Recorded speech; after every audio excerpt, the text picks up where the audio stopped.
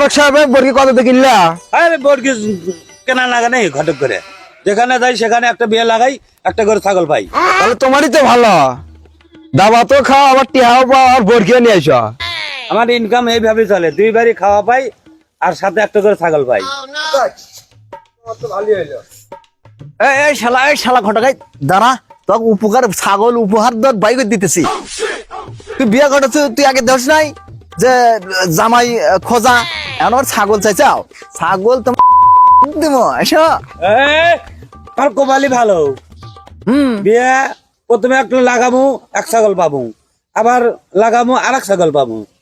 তুমি ছাগল পালতে থাকো আর আমি বিয়ে লাগাতে থাকি। এই শালা ঘটক কি কথাটা কইলো দেখছে, আমার কি সর্বনাষ্ট হলো রে। ভাই সব এই সব ঘটকের পাল্লায় যান কেউ পড়েন না, এরা খালি টাকা খাবো আর ওই মেয়ের বাপে সর্বনাশ করে করে থেকে যাবো গা।